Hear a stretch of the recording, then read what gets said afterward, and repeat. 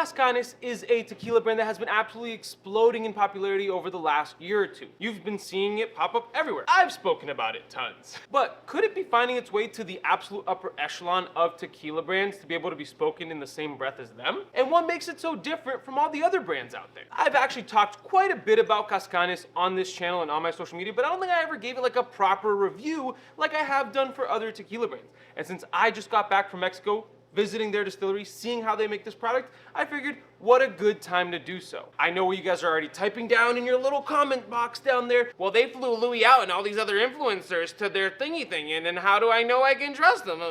Well, I can tell you this, I've been speaking about them for a very long time. I've really enjoyed their product, and at the end of the day, you're gonna have to make a decision on your own of what to believe in. And I'll tell you this right now, I'm not the only one who enjoys this product. Just check out their page on Tequila Matchmaker and see the reviews, and then you make up your decision on your own. So Cazcanes has quite a few different expressions, but right off the bat, we're gonna start off with their number 7, their number 9, and their number 10, because this is gonna build the basis for all their other expressions. This numbering system, it may seem a little complicated, but it just refers to their alcohol percentage. So all of the ones that you see that are labeled number 7, they are 40% ABV. All the ones that are labeled number 9 are 50% ABV. And then all the ones that you see that are labeled number 10 are their still strength or 54% ABV. And then built upon that system, they then have a reposado and añejo of each of these versions. Now, unfortunately, at the moment, I only have the number 7 reposado here right in front of me. And that's because I drank the añejos that I had quite quickly, and I don't have any more. But as you can see here, this is the number 7 reposado, which we will taste in comparison to the number 7 blanco. And then what's also been really cool is that they've been able to experiment with a couple of different expressions as well. So they have their number 9 rosa blanco, which may be a little bit confusing because it doesn't look like a blanco. And that's because by the definition of the CRT, which is the regulatory body of tequila in Mexico, a blanco is any tequila that has been aged for less than 2 months. So this spent about, I believe, 45 days in former Cabernet casks, which is where you get that amazing color. And so what do these cost? The number 7 blanco comes in at about $75, or at least that's the price at my local Total Wine. The number 9 blanco comes in around $90. Their number 10 blanco comes in at about $100, and then their añejo does go up from there. And the reposado is probably around that range as well. So Cazcanes is a tequila brand that was created, I think, around 2016, and it was created by a guy who is really into wine making. So he's super into terroir and loved the process of winemaking and got really interested in making tequila. And he then discovered this gentleman, Don Humberto, who was making an agave distillate in his backyard in the middle of the jungle. But we'll get to him later. Fast forward a couple of years, and Cazcanes is now made at NOM 1614, also known as TTAP. And TTAP is an absolutely beautiful state-of-the-art facility. But Cazcanes isn't the only brand that they produce. They are also the home of Tres Agaves, which is one of my favorite budget options for tequila. They are also home of Inspiro, which I've spoken about on this channel before. And of course, how can I forget our friends Matthew McConaughey and their new brand, Pantalones. I will be reviewing this in a future video. I haven't opened it yet. You can see it's still completely closed up. And so one of the things that I find fascinating about Cazcanes is that even though it shares a home with other brands, they do things very particularly. They actually don't use the same water source as the other brands, and in fact, they actually bring their own water source for over an hour away from their distillery from a small town called Ostotipaquillo, where one of the founders of Cazcanes is from, which helps the local economy there. They only use fully mature agave from this incredible agave field, which is being overlooked by this beautiful mountain. We got to sit and watch them harvest some piñas while we were there, but all of their agave is fully mature. And water source makes a huge difference in the final taste of any tequila, which if you want to see how tequila is made from start to finish, I have a whole other video you can check out here next. But let's get back to this for a moment. So they are made using autoclaves. And I think there's a little bit of a confusion when people hear that word. They think that it means something like a diffuser. A diffuser is something that is not good for tequila production. They use chemicals to basically strip all of the sugars out of an agave. An autoclave is just a high pressure cooker. It's just a big old, like think of like those pressure cooker pans that you see at home that your mom might have that she'll cook stuff in. That's what an autoclave is. And the owners are there and checking in on every step of the process to make sure that their product is coming out as best as possible. I also am a sucker for good design, so I want to talk about the bottle for a little bit. It's a very unique shaped bottle. One of the founders discovered an old antique bottle that they loved, and they were like, you know what? I want to make our bottles look like that. All of these labels are hand signed, and these wrappings are done by hand. I believe this is recycled glass made in Mexico as well. I even got to sit and watch the ladies sign these labels and watch them put on these little rope things, which I loved. I thought it was so cool. And they have these beautiful wooden toppers that are just absolutely gorgeous. And I think that the bottle is just very unique and really stands out. But all right, Louis, that's so cool now, but what about what's in the actual bottle? Enough of keeping you waiting, let's taste through this. All right, first let's taste through the number 7 Blanco. This is their 40% ABV. I drank so much of this 2 weeks ago. Right on the nose, it's very bright, citrusy, and a good agave-forward aroma. And it really just tastes like that on the palate as well. It's nice, bright, good agave flavor. Some good spice notes right at the end. It kind of has like that little bit like of that like black peppery kind of thing at the end, which is really tasty, makes you want to keep drinking. If I had never tried the other expressions, this would be my favorite, but I like their higher proof stuff. But as a comparison, how about the number 7 Reposado? Well, how does that compare?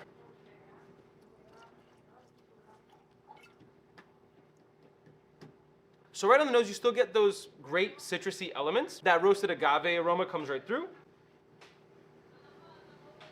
Oh, that's lovely.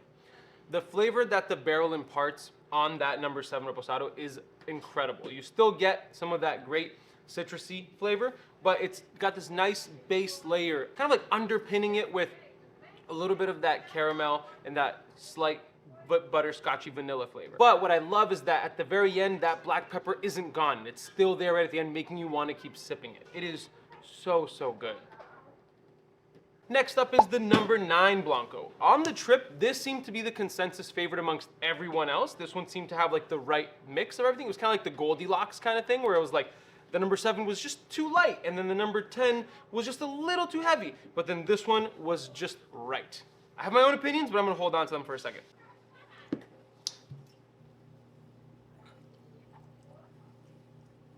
So because this one's a higher proof at 50% ABV, you get stronger flavors and aromas than in the number 7.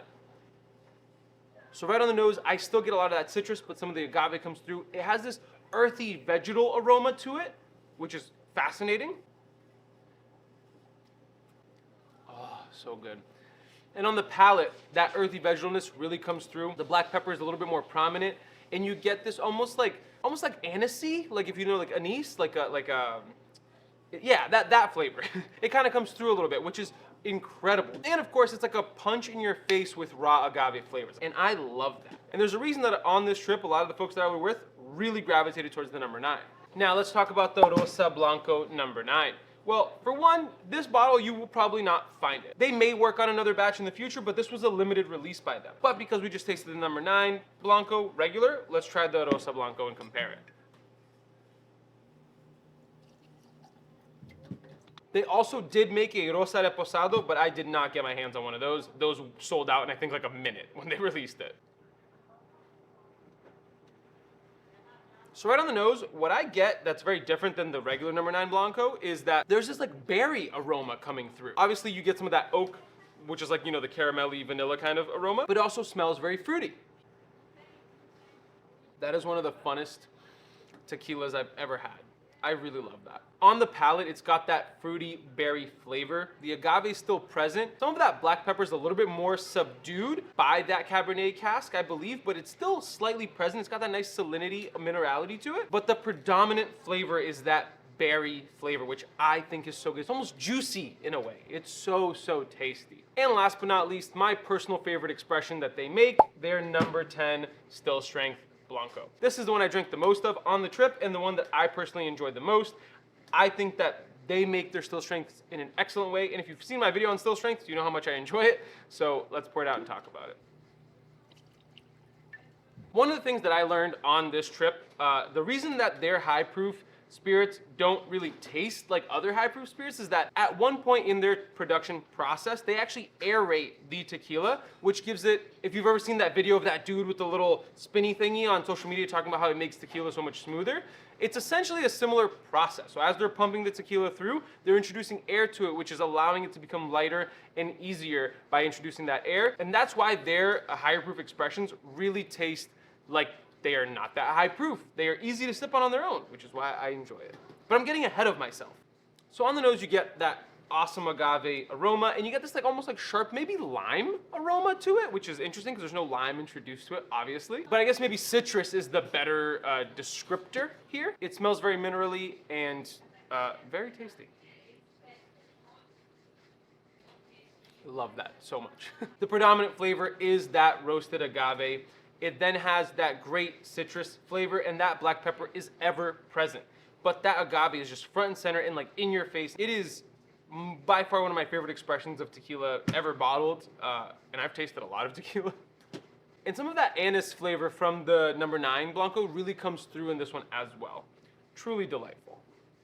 So now that we've tasted through all their expressions, I think it's time to answer the question of, do I think that they are going to be the next big it tequila? Well, I think they're doing a lot of things right. So first of all, the juice in the bottle is absolutely incredible. Of course, it's confirmed additive free by Tequila Matchmaker, and just getting to see their production up close and personal, I see the lengths that they go through to make their product. They had to literally buy a water truck to bring their water from their place about an hour or so away just so they can maintain their flavor profile. It would be so much easier for them to just use the water that's at the distillery, like the other brands do.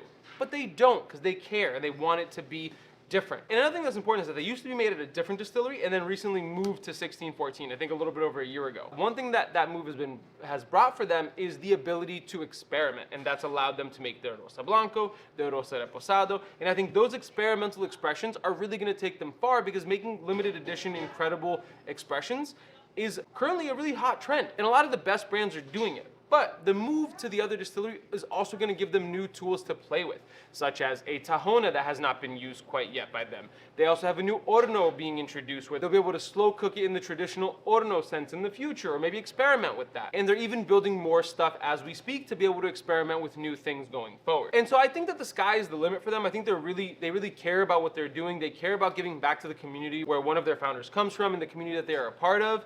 And I think that they are really doing things the right way. One of the big criticisms that a lot of people always levy at them is their price. And, you know, that is something that I hate to talk about, because what is expensive to someone might not be so expensive to someone else. I do think that their prices are, you know, they're not low, but I think that they are fully worth it for what you're getting in this bottle.